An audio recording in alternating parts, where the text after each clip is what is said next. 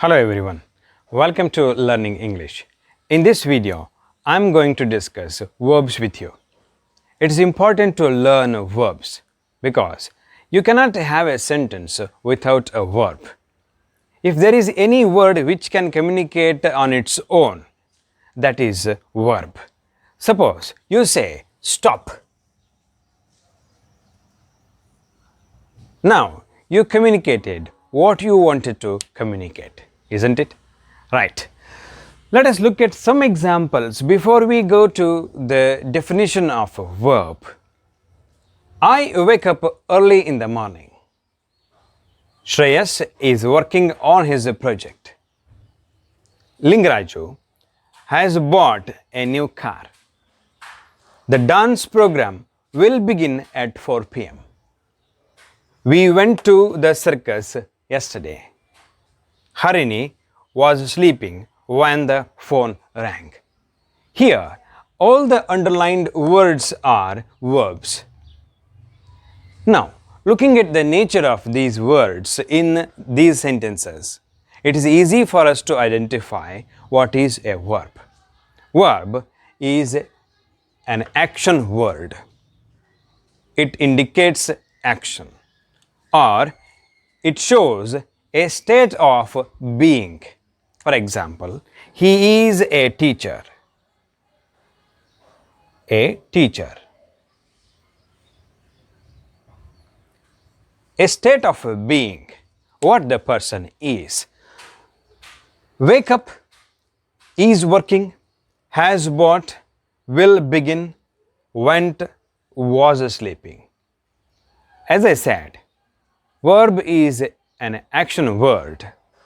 Then it is important for us to recognize verb form in a sentence in order to understand the sentence itself. Because we want to know when the action took place, whether the action has taken place or is taking place or will take place. It is very important for us to know. For all that, we need to understand verb forms. If you understand verb forms, we will be in a better position to use verbs correctly. Let us look at these sentences once again from that point of view. Wake up. The verb form here is in simple present. Is working here, this is present continuous. Lingaraju has bought, this is present perfect tense. The dance program will begin at 4 p.m. This indicates the action that will happen in future. So, simple future.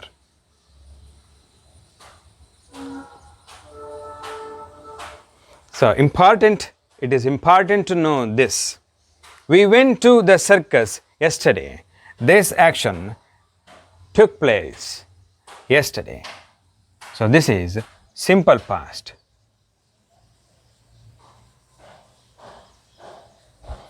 Harini was sleeping. The action was in progress at some point of time in the past. What was that some point of time? When the phone rang. Harini was sleeping. So, past continuous tense. That is the reason why it is important to identify the verb forms, verbs in a sentence, in order to understand their meanings. However, in the description box, you will find my video links on tenses. There are about 7 to 8 episodes on tenses. I hope those will help you to understand verb forms better. Now, let us see what do verbs tell us. Verbs tell us what a person or thing does, the action performed by a person. For example, Praveen writes, Shivani runs. These two are actions. Praveen writes, Shivani runs. A person or thing does. Verbs tell us what a person or thing does. Here, he writes, she runs. This is the action performed by these people. Number 2. Verbs do tell us what is done to a person or thing. This is other way around here. He is punished. By whom? We don't know. We don't know the person who is performing the action, but we only know the action that is performed upon the person. He is punished. The papers are wasted. By whom? We don't know. But the papers are wasted. So the action is done to a person or a thing. Number 3. Verbs tell us what a person or thing is or about a state of being. What the person or thing is. He is a teacher. What the person is. He is a carpenter. He is a painter. So, what the person is or about a state of being. They are in the house. State of being. The fourth one, verbs do tell us that, or they may tell us about the possession. She has a car. He has a car, sorry. She has blue eyes, about the possession of the person or thing.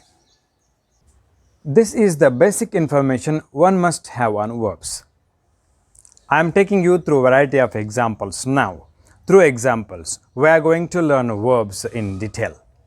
We are going to learn verb forms, tense and time, regular and irregular verbs, transitive and intransitive verbs through examples.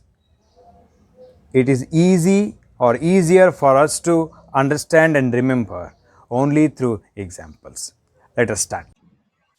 Now, I will take you through some exercises and examples to understand verbs better. Fill in the blanks by choosing the appropriate answer.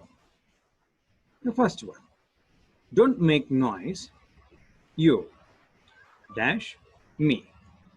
Options are is disturbing, are disturbing, was disturbing.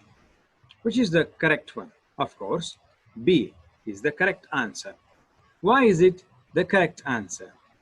If you say you is disturbing me, it doesn't match because verb is singular here, the subject is plural here, you is plural, is singular.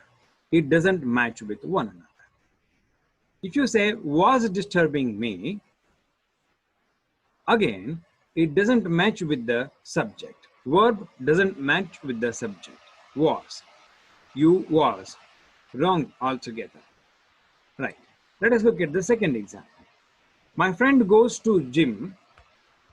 He is wanting to be fit, has wanted to be fit, wants to be fit. The correct answer is he wants to be fit. Why? He wants to be fit is the present tense.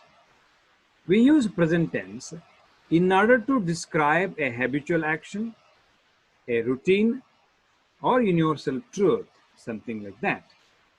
So, someone going to the gym is a regular or routine activity.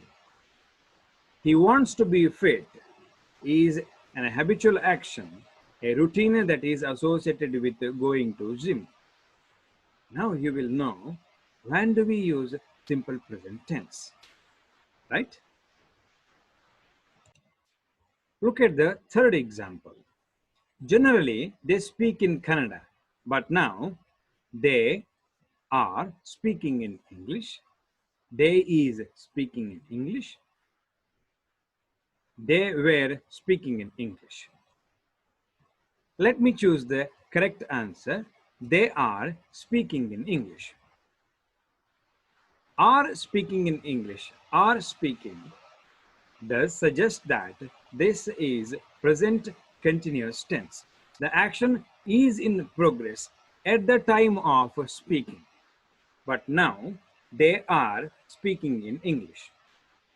You cannot say they is speaking in English because this verb is doesn't agree with the subject they. Or you cannot choose were speaking because were speaking does not agree with the time here in the sentence, because the time reference is made by using the word now.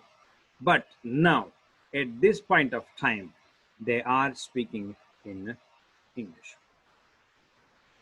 Fourth one, the sun is rising in the east. The sun was rising in the east. The sun rises in the east. The correct answer is rises in the east. This is the universal truth. We use simple present to express habitual action, routine activities, or the universal fact or truth. The sun rises in the east. It happens every day. This is the thing that is going to happen. So, these exercises might have thrown some light on the correct use of verbs. That's all for the day. The remaining exercises and examples will be seen in the next video. I said I will take you through plenty of examples, but this is only the beginning. Of course, I'm going to take you through variety of examples and discuss verbs with you in detail in the upcoming videos. Until then, bye.